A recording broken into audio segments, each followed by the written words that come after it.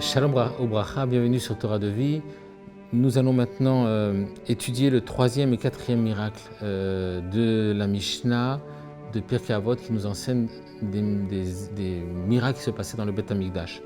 Donc le troisième miracle nous dit comme ça que lo nira zvuv Bet Hamikdash, que jamais il n'y a eu de mouche dans le Beth Amikdash, c'est-à-dire aux abattoirs là-bas, alors qu'on aurait pu s'attendre bien sûr à ce que ce soit un endroit qui attirerait les mouches. Et donc la question maintenant est de savoir qu'est-ce que ça vient nous enseigner à nous. Bon, ok, c'est très heureux de savoir qu'il y avait un miracle de ce genre, mais qu'est-ce que ça vient nous enseigner, en quoi ça engage maintenant notre avodat Hashem, service envers Hashem. Alors le Midrash Shmuel nous dit comme ça, qu'il y avait beaucoup de viande, beaucoup de sang là-bas, et le fait qu'il n'y ait pas de miracle, ça montre vraiment l'extrême sainteté le fait qu'il n'y ait pas de mouche, ça nous montre l'extrême sainteté qu'il y avait dans cet endroit-là. Vous savez que la mouche, c'est tout un symbole. Ça représente toujours le désir. Pourquoi le désir? Parce que vous savez que la mouche, elle consomme, mais elle n'a pas de rejet.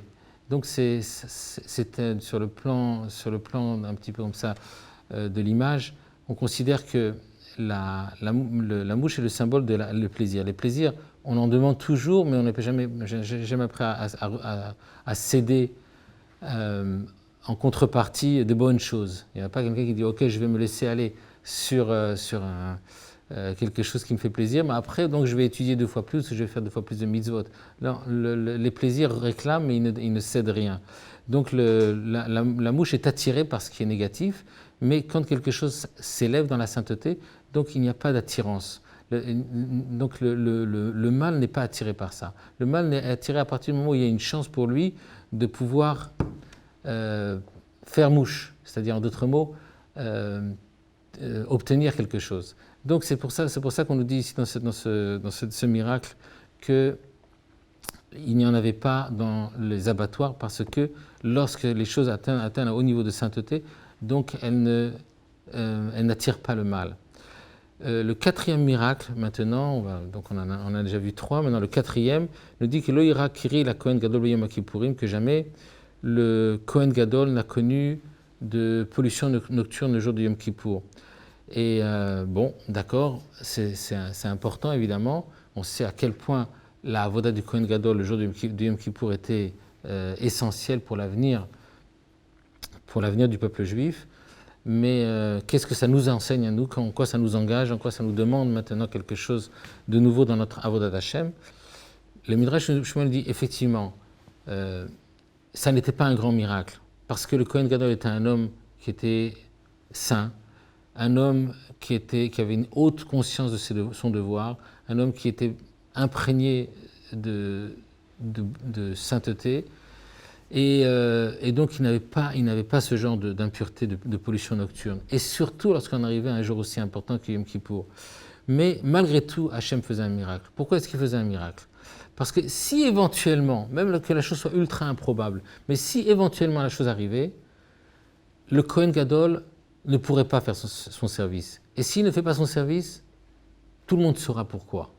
Et à ce moment-là, ce sera pour lui une très grande humiliation. Et donc pour protéger l'honneur du Kohen Gadol, Hachem faisait un miracle. Et là, ça nous apprend aussi à nous une leçon. À quel point on doit être très très attentif à ne pas à porter atteinte à l'honneur de quelqu'un, ne pas vexer quelqu'un, ne pas parler sur son prochain des paroles qui ensuite risquent de lui causer du tort. Donc ça, c'est un enseignement très très important. Le Midrash nous donne encore un autre enseignement. Il nous dit justement, effectivement, la kedusha de la personne, du lieu et du moment était extrême. Et donc, la probabilité qu'il y ait une pollution nocturne chez le Kohen Gadol était pratiquement nulle. Mais que malgré tout, la Mishnah voulait nous donner un enseignement. C'est que plus l'enjeu est grand, plus le Yetzer Hara, le mauvais penchant, veut intervenir. Et là, l'enjeu était immense, parce que c'était Yom Kippour, et comme on l'a dit, l'action du Kohen Gadol, la avodat du Kohen Gadol ce jour-là, avait une répercussion sur l'ensemble de l'année, l'ensemble du peuple juif et même des autres nations. Et donc là, on veut nous dire simplement que justement, puisque la chose est très importante, donc à ce moment-là, le Yetzer Hara et le mauvais penchant peuvent intervenir. Et ça, c'est un enseignement pour nous important, de ne jamais considérer qu'on est hors de portée du Yetzer Hara, premièrement.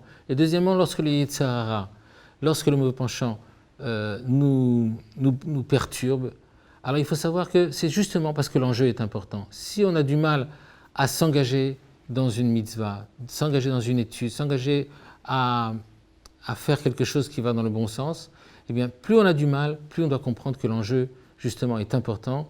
Et c'est pour ça qu'on doit se renforcer. Et automatiquement, on voit toutes ces barrières s'envoler comme si elles n'avaient jamais existé. Dans ce domaine, d'ailleurs, on peut trouver un exemple qui se trouve d'ailleurs dans une sikha du Rabbi.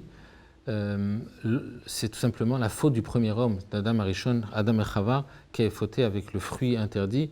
Et on pouvait bien sûr s'étonner.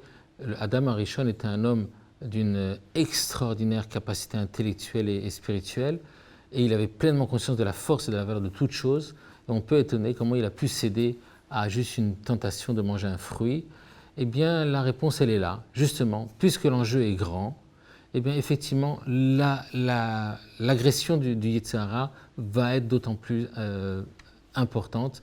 Et donc, si Adam Arishon a pu se laisser avoir, combien de forte raison nous on doit se méfier et ne jamais se considérer hors de portée du Yetzer Hara, parce que la valeur de l'action de chacun d'entre nous peut avoir une portée bien, bien plus grande que ce qu'on peut imaginer.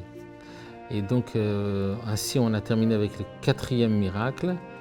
Et au prochain cours, si vous voulez bien, on abordera le 5e.